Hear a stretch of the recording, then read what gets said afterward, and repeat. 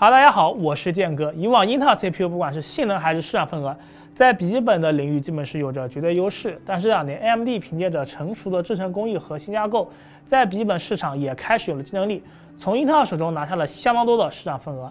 AMD CPU 不管是轻薄本还是游戏本，性能表现都挺不错的，而且价格相对于英特尔同样定位的产品更加实惠，吸引了不少消费者选择。不过，英特尔在12代移动端引入了大小核之后，性能有了不少的提升。那么我们就来看了看，在2022年在 CPU 方面 ，I 和 A 2代游戏本有怎样的不同。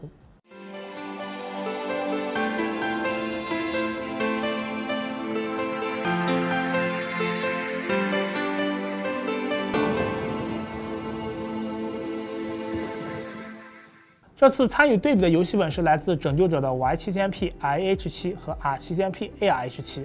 拯救者 Y7000P 就是英特尔平台 i5-150H，R7000P 就是 AMD 平台 R5-660H。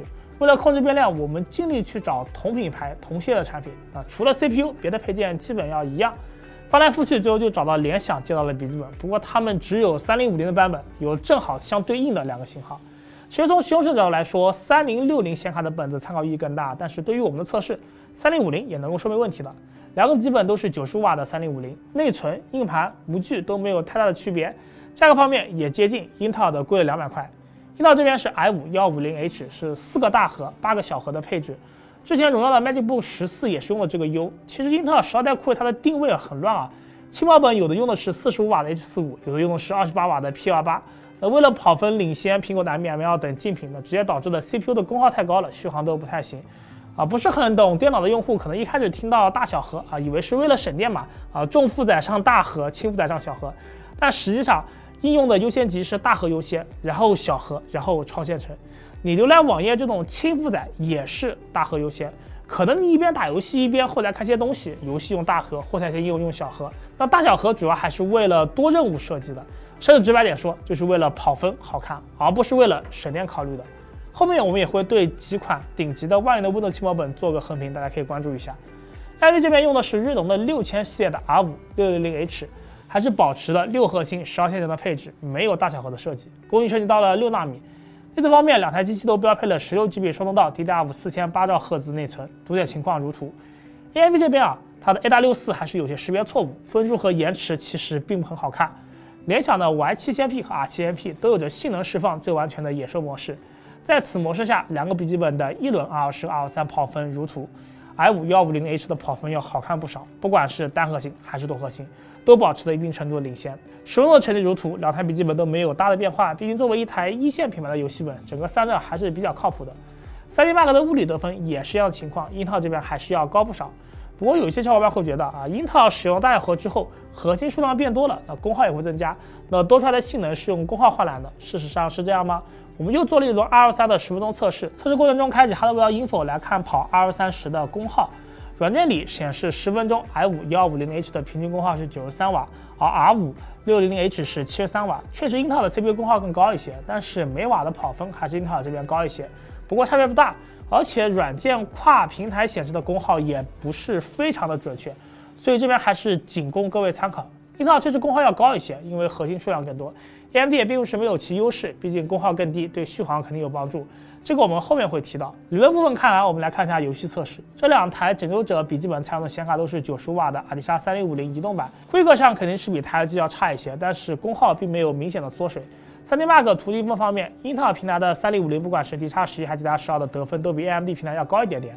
光线追踪 Pod Rail 测试中 ，AMD 平台得分就差了好多，跑了很多遍都是如此。网上也没有搜到同平台其他玩家的分数，这边参考一下台式机3050光追得分，所以笔记本的3050基本上是告别光追了。但是有个想吐槽是这2台搭载3050显卡的笔记本电脑都是配备了 2K 165赫兹的高分辨率、高刷新的 IPS 屏幕。Y7000P 和 R7000P 显卡最高其实也就上到3050 钛。说实话，3060你去上2K 高刷屏都略吃力，那更不要说3050了。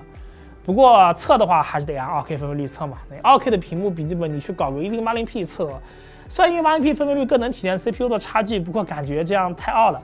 因为2个笔记本都可以开启独显直连，接内屏外屏对帧数没有影响。所以我们测试时就关闭了内屏，使用外接的 2K 显示器来跑游戏，并且用了采集卡录制。驱动版本516.94，开启 Resetable 8，首先是竞技游戏部分 ，CS:GO 低画质下，英特尔平台平均351帧 ，AMD 平台平均319帧。统计进入烟雾场景之前的1%最低帧，那英特尔平台其实也有较大幅度的领先。捎带库在 CS:GO 的游戏表现一直有比较大的优势。测试过程中，两台 CPU 的功耗差不太多，但是显卡是英特尔平台这边的3050的功耗要高了10瓦左右。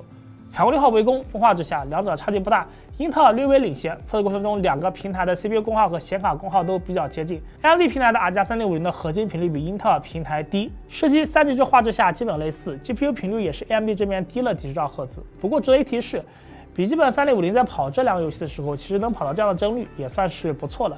降去染分率的话，基本是可以165帧畅玩的。大型单机游戏的性能瓶颈在显卡上 ，CPU 的差距就不是很大了。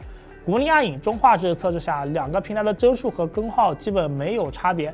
虽然只有 AMD 平台的3050的核心频率低了几十兆赫兹，不过在最后的结果报表中可以看到 ，CPU 渲染的项目的帧数，英特尔有比较大的领先。最后是极限竞速地平线5，中画质下，成绩和古墓丽影暗影如出一辙。总体来说，实际游戏表现差距不是很大。英特尔平台要更好一些，不过也就是只能在竞技类网游上能拉开比较明显的差距。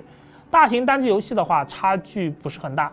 看游戏，我们简单看一下 Adobe 全家桶的性能测试。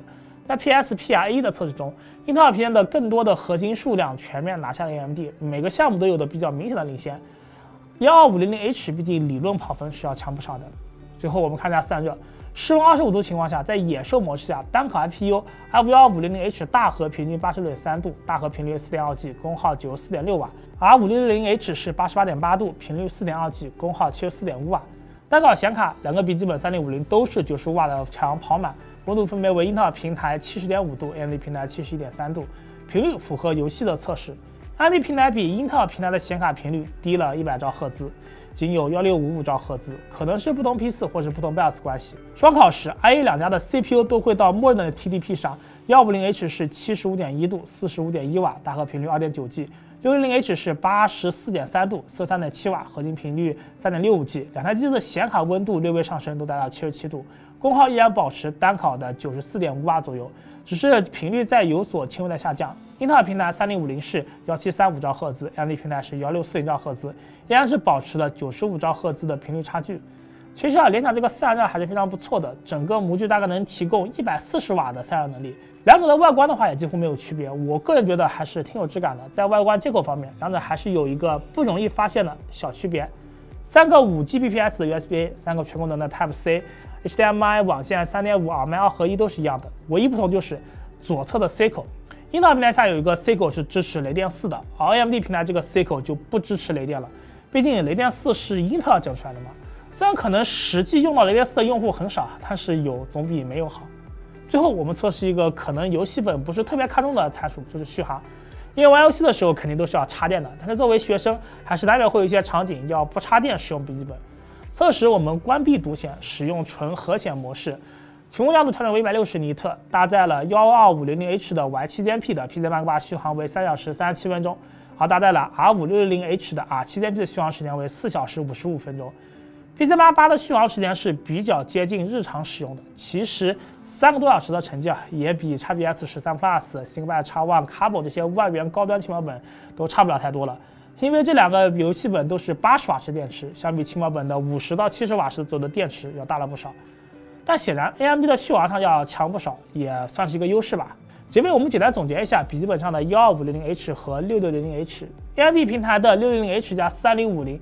在8月24日的价格是7099，英特尔平台150H 加3050是7299，那就贵了200块钱。多说一句其实3050它的版本也就比3050贵个300块钱左右。150H 和660H 在单机游戏里面没啥太大差距，网游的话，英特尔不管是1%low帧还是平均帧，还是有一定的优势的。CPU 的理论性能方面也是英特尔强一点，甚至150H 平台它的网卡还能从联发科的RZ616网卡升级到英特尔的 H211， 还多个雷电4接口。联发科的无线网卡在之前的 ROG 的高端游戏本上大规模使用因为连接不稳定，广受用户诟病，很多用户到手还得自己去更换网卡，也是一个额外的成本。因为英特尔网卡它缺货的有一阵子时间了，英特尔它要求自己的无线网卡要优先供给使用自己 CPU 的笔记本，那就导致了 AMD 平台只能用差一点的联发科网卡。啊。虽然我觉得英特尔此举真的是挺没品的，但是不得不承认目的达到了啊，让消费者别舍不得这200块钱嘛。我个人认为，除非660H 的产品相对能便宜500元以上，否则还是选择英特尔产品呢更好一些吧。那今天节目就到这里，不知道看了我们测试，你会去选择英特尔还是 AMD 的游戏本呢？欢迎留言弹幕与我们交流。别忘了公众号点个小赞和点个赞，因为我们是全职 YouTube， 你们点赞对我非常重要。如果想了解更多电脑机动的话，可以关注我们微信公众号潮玩客CLK。如果想购买电脑的话，可以来淘点我们潮玩国的数码或者淘搜我们潮玩客。这是潮玩客，我是建工，下次见，拜拜。